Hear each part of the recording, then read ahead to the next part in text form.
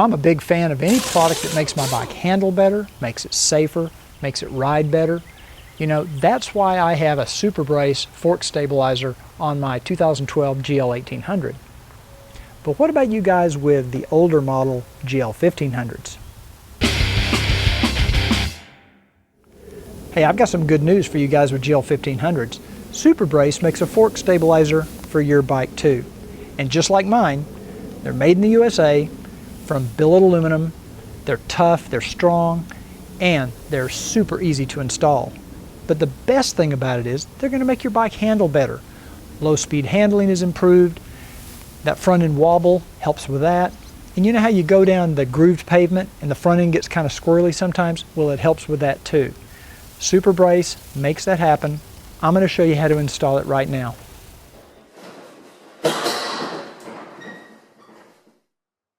Here I'm using a pick to remove the decorative caps that cover the two bolts that hold on the fork protector. Remove the chrome plastic fork protector by removing the two 4mm Allen bolts as shown.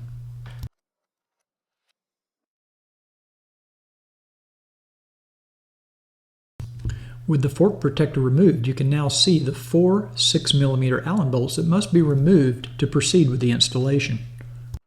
Begin by removing one of the rear bolts on one fork and then the front bolt on the opposite fork. By only removing one bolt on each fork, that will allow the fender stay to remain in place while we prepare the installation.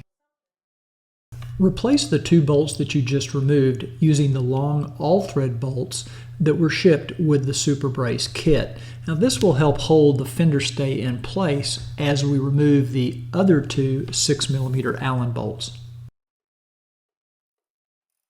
Now we can remove the two remaining 6mm Allen bolts from the front forks. Now carefully place the SuperBrace over the two all threads and just tap it with your hand until you get it to seat against the fork mounting plates. Now I should point out that it took me a few tries to figure out that you need to make sure the fork brace is extremely level between the two forks before you start tapping, and then tap very lightly on each side back and forth and keep it level, otherwise it will get in a bind. Now it may be necessary for you to loosen the axle pinch bolts. I didn't have to do that, but if you do, refer to your Honda manual for torque specs. Now we're ready to insert two of the bolts into the holes to hold the SuperBrace on, and I used a 7/16 inch socket to tighten these.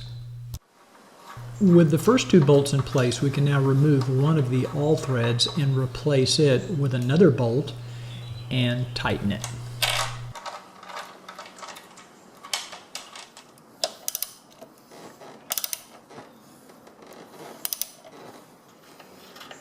Now repeat that process for the last remaining all thread. Make sure all four bolts are securely tightened using the 7/16 inch socket.